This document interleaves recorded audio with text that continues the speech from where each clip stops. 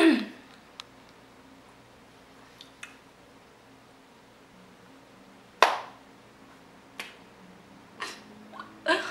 is this so weird? This is weird. Okay. I just don't know where to start. Okay, maybe a hello. That, I think a hello, it's fine. Hi. Long time no talk, right? It's been a while. Yes, it has. You're probably like, who's this girl on my screen? I believe the last time I was here talking to you guys, my hair definitely didn't look like this. But that's something new. I believe my nails wasn't like this either. Yeah, a lot of things have changed, okay? Yes, things have changed. Physically, mentally, emotionally. A lot of things have been, I guess, going on my side of town, I guess, in my life, in my world. And that is why I have been gone for a minute. So, granted, my last video that I have posted was 2 weeks ago. And even that video was pre-recorded. So, the last time I've actually like sat in front of a camera was well over 2 weeks ago. Maybe well over 3 weeks ago, maybe even a month ago. And that makes a lot of sense because probably over the past like month and a half, just things have been, I guess, going on. Yeah, things have been going on that I haven't opened up to you guys about or just talked at all to you guys about. And I don't know, that's because I just feel like since I've been just going through like this rough patch, I haven't felt like myself. And because of that, I felt that it wouldn't have been like genuine for me to come on here or like record a video like all happy-go-lucky, which I like always am, and I knew I didn't feel that way. Like I wasn't motivated, I wasn't inspired, like nothing for an entire month and some change. So you guys are probably like, all right, not necessarily like, all right, get on with it, but kind of like fill us in. But I want to preface like all this to let you guys know that every time that like I post a video or I make content for you guys, I always want to make sure like that I'm in a good space, because I never want to put out anything again that's like not genuine or make me feel like I am, I don't know, like maybe selling myself for this, or just putting out half-ass content. And I know I never ever want to do that to you guys, so that's why I guess I made the decision to just like not do anything. All right, so like what's been going on? So you guys know, probably well over a month ago, I had suffered a concussion. And I remember like posting a video like during that time, letting you guys know like, I had a concussion, I got hit, I had a small head injury, which I found out is kind of like a serious concussion. If anybody has ever had a concussion, you know that you just don't like feel yourself. You're definitely not 100% like you. You have some symptoms like headaches and dizziness, like it's hard to concentrate, sensitivity to light and noise in big like social settings. Sometimes mental activity and physical activity can cause your symptoms to like be more severe.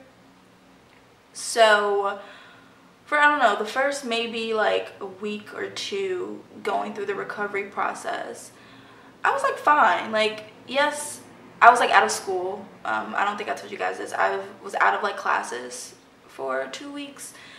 And that was because I was like medically advised not to, in order, like, I mean, your brain is like a serious thing, right? So you have to make sure you're very cautious with, especially like when you're recovering from a concussion, just you have to be very cautious of like your environment, noise, things you see. Like, it's a lot of things, right? Because you just want to make sure you don't put yourself at risk of going into a second concussion, because when you're in the recovery process, things are kind of sensitive, so you don't want to just like mess up anything. Okay, so like, I don't know, the first 2 weeks I was pretty calm about it. Like, I never like said like, oh, this isn't that serious. I know like it was pretty serious, but I wasn't alarmed in any way. I was just super like, I was super calm about it. I was still symptomatic, but nothing, I don't know, nothing the doctor didn't tell me that like that wouldn't happen. I don't know. So 2 weeks has passed and I was still pretty symptomatic. I was able to go to class, but I was having a hard time like being in class. So as far as just concentrating and like doing work, I was kind of like, oh, you know, I'm 2 weeks in, and again with concussions, it depends on the case. Like, it's no 1, 2, 3 like steps that you follow in order to recover any faster, any slower. So it just depends on like the person and the severity of like what happened. So when I found myself like cleared to go back to class, but still was struggling with like work, like shit that I needed to do, I think I kind of like got scared, right? One, because like it was turning into the end of the semester, so at the end of any semester, you know, that means tests and finals and projects and papers. So I was starting to get like a little scared. Yeah, I was a little scared, like kind of what am I going to do? Because when you reach the end, you know, because the accident happened in such a weird place within the year, like one, you're towards the end of the semester, you know, you don't want to just like have to drop like all of your classes and start over because you're so close to the end. And I definitely like didn't want to be put in that position. So once like I started getting a little, I guess, nervous, I didn't tell anybody, especially not my family, because I didn't want them to worry. Like, one, like being so far, I mean, you guys know I'm in Philadelphia, my family's in Chicago. It's not necessarily like a quick car ride to one another. I mean, they could get to me if something like was to happen, but I just didn't want like something else to be put on top like of my family. So I kind of kept my concerns to myself, and every time I did talk to my family, I was just like, no, like I'm okay, like everything's fine, doctor says fine, you know, we just have to be patient. But I was becoming just a little alarmed. So 2 weeks has passed, now 3 weeks has passed, now I'm a month in, and I still don't feel right.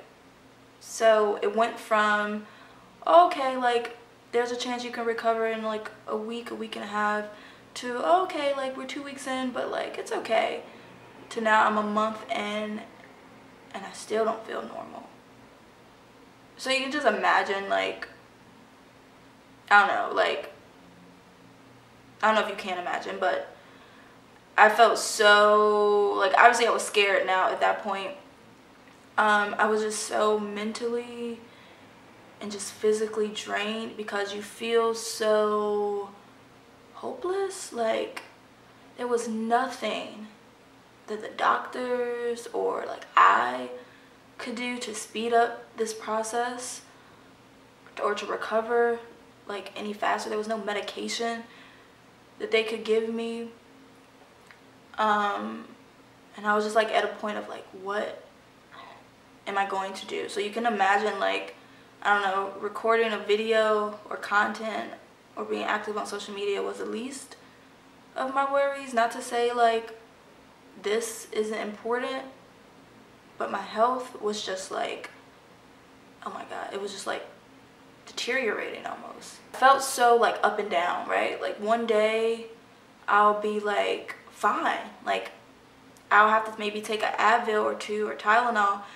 to help my headaches, and then, you know, I'll be fine for the rest of the day. I'm still able to be active and go out, and then the next day, like, I feel horrible, like can't move physically. So it was just like a roller coaster. And I think I just crashed one week. Like I just felt like I just hit rock bottom when I went to the doctor, because I just had a week of just like super horrible and severe symptoms, like not being able to get out the bed because I was so dizzy, my balance being so off, just not feeling like me at all, and feeling like almost like I would never like get back to a normal place. I think it was that moment when I was again back and forth to the doctor where I just like, I felt like I hit rock bottom, because I was just so tired, like mentally, physically, and emotionally, just tired, and again so hopeless. I just had no idea that like you know, when this happened, the incident happened, that all this will follow, right? Like, not to say like people just casually get hit or actually got kicked in the head every day, but you know, there's times when you just bump your head and you're like, oh, like ouch, I bumped my head, and then, you know, it's over. When it happened, that's what I thought would happen. I bumped my head, I have a headache for a minute, I'm a little dizzy for a minute, but then it'll go away.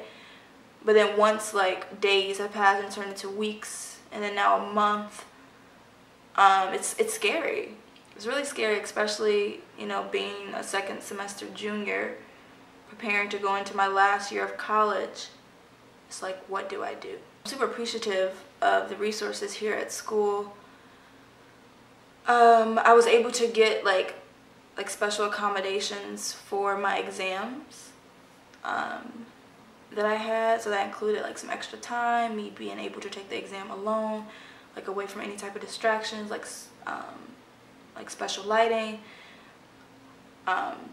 just to make sure, you know, I didn't break down in any way during my exam or putting my academics at risk. But even before I reached that point at like, okay, I can receive like academic accommodations, conversations went from, like with my academic advisor, it went from like, okay, like we can give you a special accommodations to maybe you should consider like postponing your exams, to maybe you should withdraw from this class, to maybe you should withdraw from all your classes, to maybe it's best to take a leave of absence. So like, and like all this happened within a matter of like these conversations and me back and forth to the doctor. I mean, happened over the course of the month, but like I would say happened like conversations of me considering taking the leave or withdrawing, like happened like in a week span. Like I mentioned, I wasn't so open like with my family about it, because I don't want to be selfish. I don't know. I knew that as everybody has their own things they go through, and I just felt like burdening them will be selfish of me. So it was like I had to make these decisions alone, and because for the simple fact that I didn't want to like be open with anybody about it.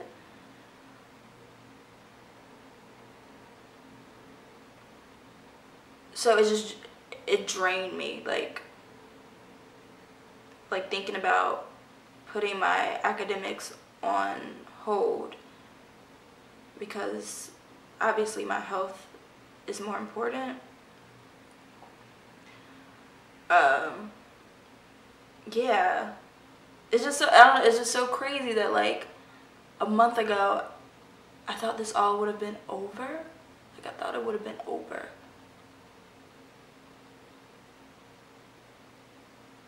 And then a month later, like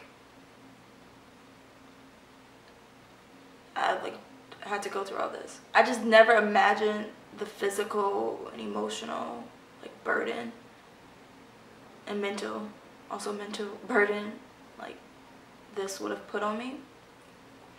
And me being so like,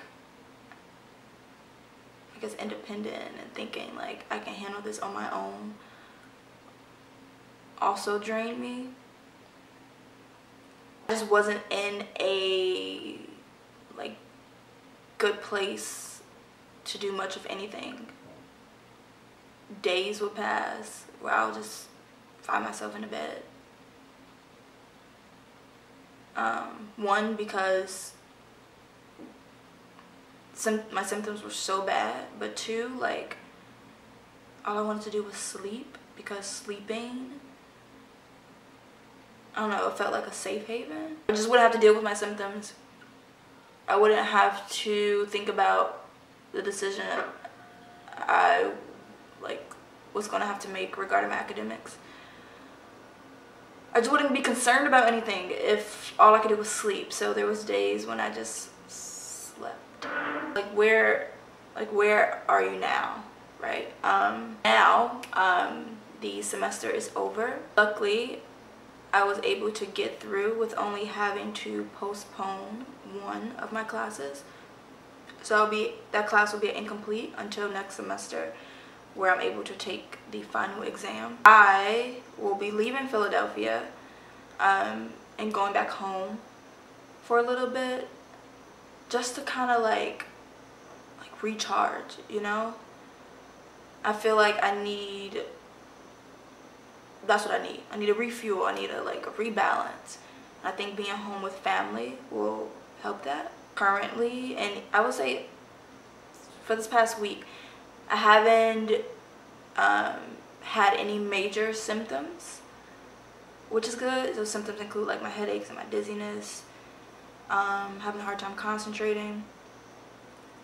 So I mean, that's really good. But I just still don't feel like 100% like me, or 100% right. I hope that like being home will give me that last, that final push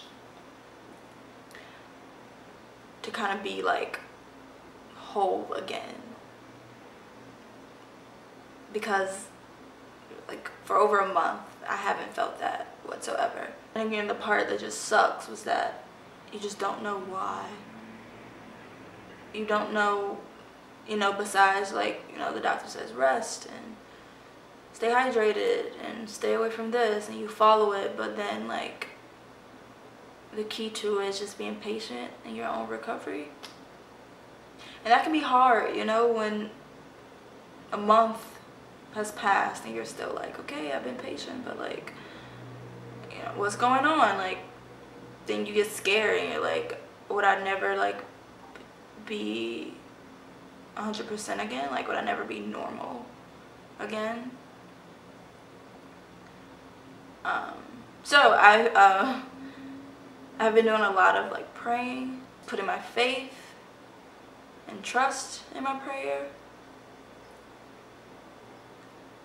And I feel that everything will be okay. I feel good. I do feel good. I can recognize that I don't feel 100%, which is okay. But I feel like I'm progressing. And I can recognize this even small progress is some progress. So I'm content with that.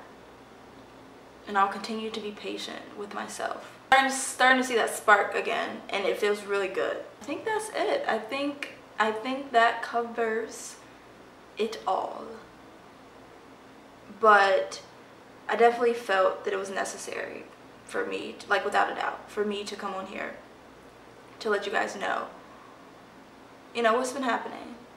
I could have came on here and I could have just started like posted videos again and never had this conversation with you guys, but I feel like I owed you that. I want to thank you guys for just like being there, right? And being so supportive of me thus far here on this platform. So guys, that is pretty much it. I love you guys so much, and look out for content really soon, like really soon, okay? And yeah, so bye bye, bye guys.